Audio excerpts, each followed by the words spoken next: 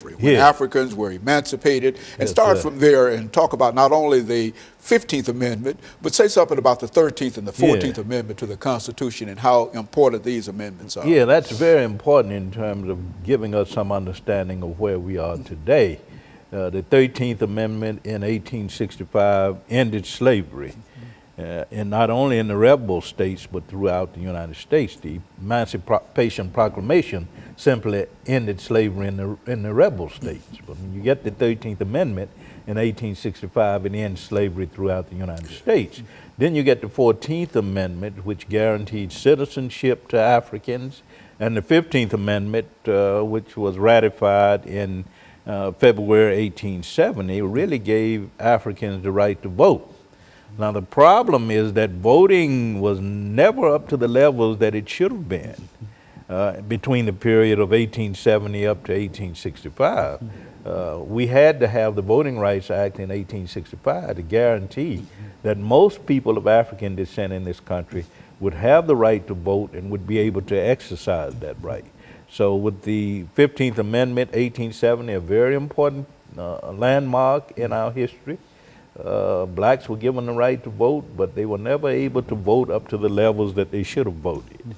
And we had to wait, of course, until the Civil Rights Act, or the Voting Rights Act, rather, of 1965, which, as you well know, was signed into law on August 6, 1965 by President Lyndon B. Johnson. And that law, of course, did essentially three things. Number one, it guaranteed the right to vote. Number two, it created a federal authority to register voters in areas, jurisdictions where local officials had interfered with the right to register and vote. And thirdly, it restricted literacy tests and other examinations that were essentially based on racial discrimination, preventing people from voting. So that was a landmark. The Voting Rights Act of 1965 was a landmark achievement in the struggle for civil rights and also in the struggle for inclusive participatory democracy.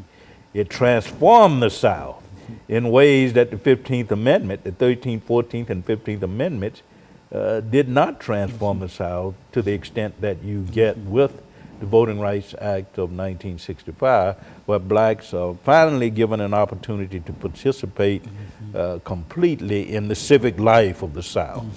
And so in a real sense, Dr. Baldwin, we're talking about the so-called Reconstruction Amendments, the 13th, 14th, and the 15th Amendment to the Constitution, playing a very, very significant role. Now, I think that many of our members of our audience might not be familiar with some of the efforts used by certain elements in the southern parts of the United States in the 1870s to keep Africans from participating in the suffrage. Now we're all familiar with violence, the Ku Klux Klan, and etc. But what were some of the things that were used at that time to sort of diminish the participation of black participation in politics? The states' rights argument was quite prominent during that time. That is, that states should have the right to decide who exercised the ballot.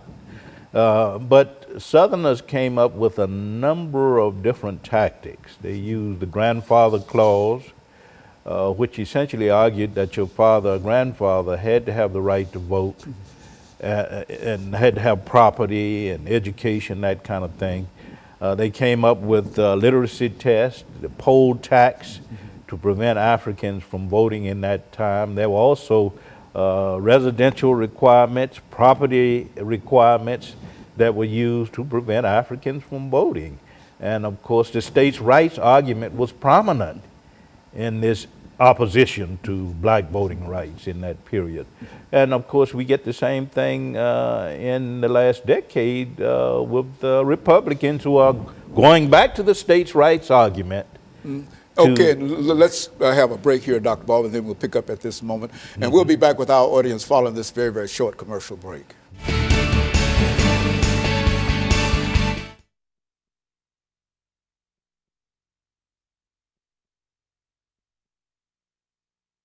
because the 50th anniversary is important. But why is that important? Because we've got people in all these state legislations, even the state of Tennessee, passing laws that somehow restrict and prohibit people from participating. Voter ID laws, relocated polling places, that whole thing. Early voting cut out. That's right.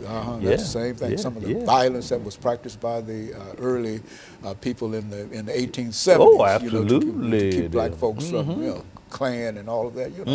I didn't really get through that. And, that's John Hope Franklin said by 1898, blacks were completely disenfranchised. That's right. In the South.